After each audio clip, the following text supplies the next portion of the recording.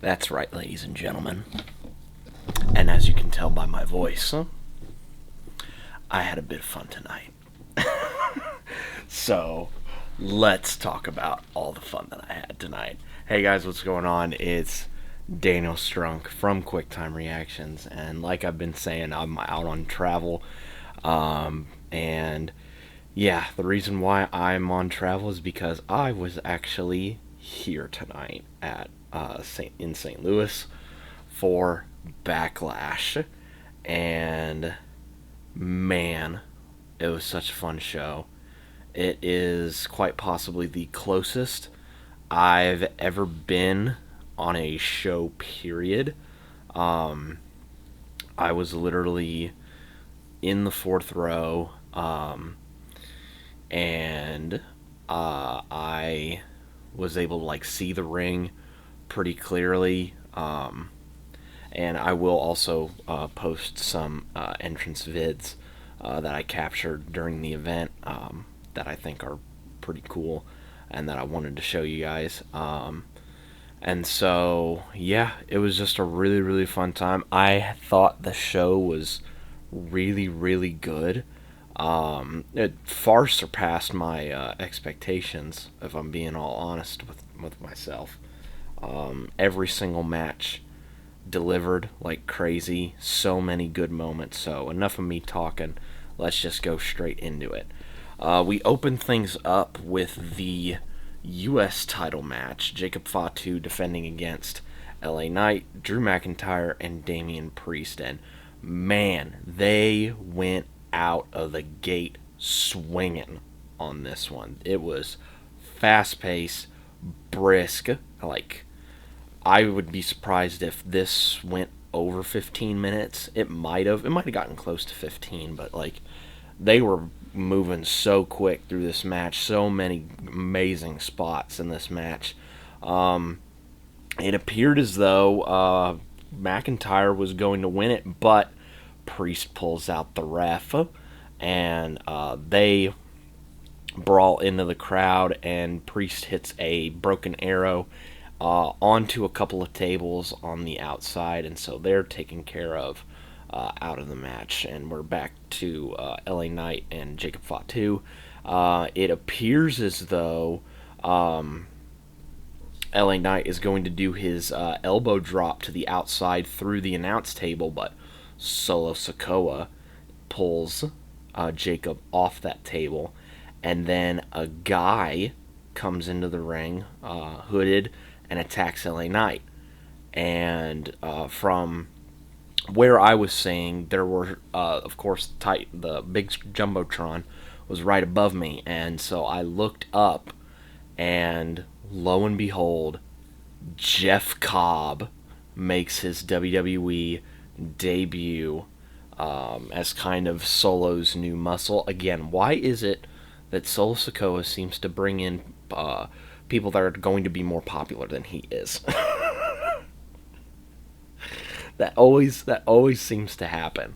But yeah, Jeff Cobb beats up LA Knight on the outside, rolls him back into the ring, and Jacob looks at both of them with a bit of hesitancy, but goes forward, hits his hip attack in the corner, and hits his moonsault to retain his U.S. title, and that puts me 1-0 on the night on my predictions. Moving on to Lyra Valkyria versus Becky Lynch for the women's IC title. Again, this match was really, really good. Really helped out that the crowd was very much into this match, and there were a lot of false finishes in this one. Of course, call back to when Lyra won the NXT title from Becky with the manhandle slam into the pin. Really good back and forth action. It always seems like when, Lyra pulls out her best work, it's like working with Becky Lynch. And like this was probably her like shining through on this, like shining through to like a main roster audience, I should say.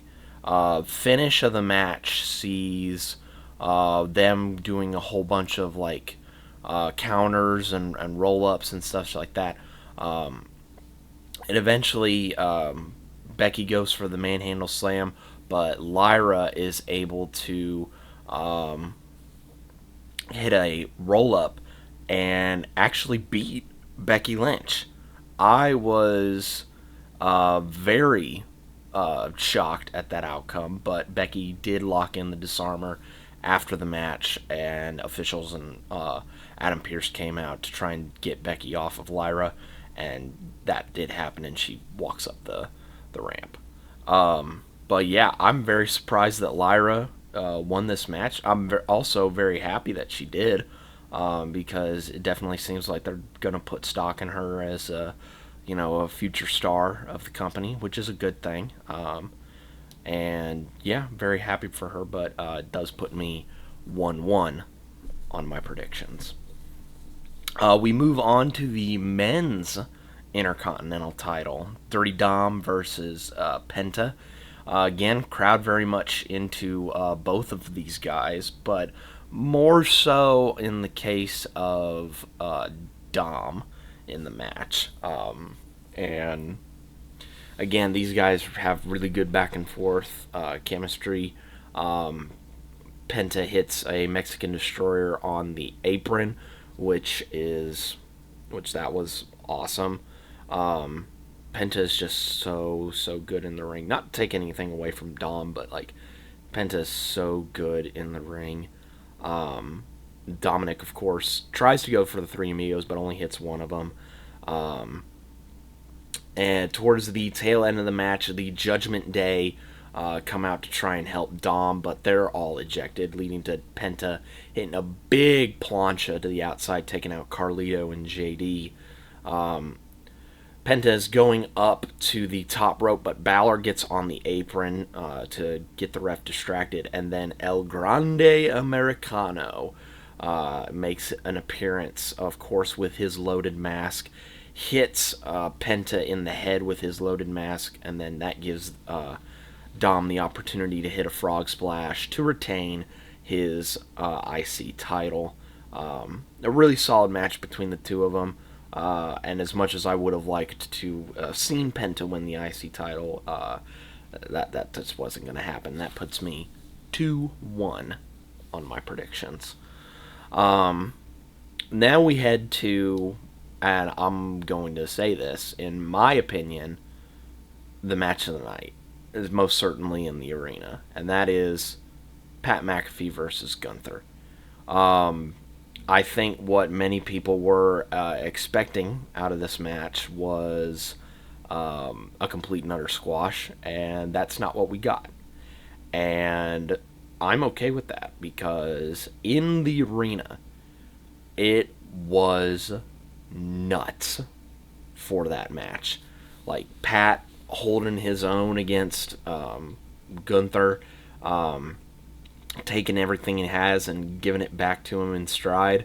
From where I was sitting, I had a direct eyesight to the commentary table, and it looked like Cole was losing his mind on commentary with the amount of chops and clubbing blows that Pat was taking in the ring, but he was dishing them out as well. At one point, Cole gets up from the desk when Pat is in a Boston Crab, and then Gunther transitions into an STF. But Pat is able to get out of the way, and he actually is able to hit a flurry of offense and able to hit his punt, but that was only good for a 1. And Gunther slaps on the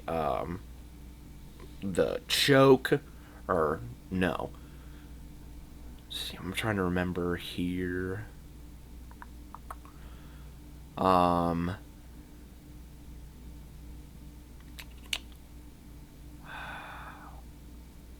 All of this is like a blur. I've lost my train of thought. But one of the things is like, Cole actually did get involved in this match. he looked like he was going to take a power bomb, but Pat was able to boot Gunther away. And so that was a really cool spot. They recreated the, I think it was Mania 4 finish with Warrior Rude and Heenan, with Heenan holding Warrior's leg down, but it was Cole holding Gunther's leg down off of a failed suplex into the inside. That was a good near fall. I thought that was going to be the end of it. Gunther slaps on the rear naked choke, but Pat is able to fight out of it and actually get out of it. But in the end, Gunther is able to re-lock in that rear naked choke and make Pat pass out. Gunther wins 3-1 on my predictions. But afterwards, Gunther shows a bit of respect to Pat. Could we potentially see a Gunther face turn? Maybe. And then, of course, we have the main event. John Cena, Randy Orton, one last time.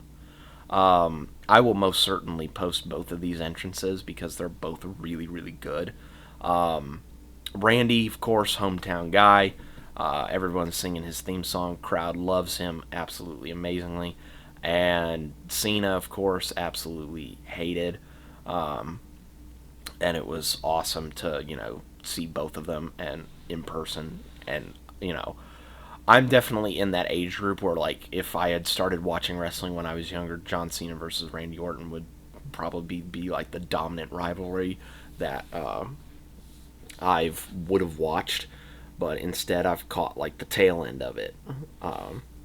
But man, like, they didn't do a lot in this match, but I would say that this is probably on a similar level to Hogan Rock at Mania 18, where they didn't do a lot, but they had the crowd in the palm of their hands on this. Like, they traded sleepers and they got a reaction.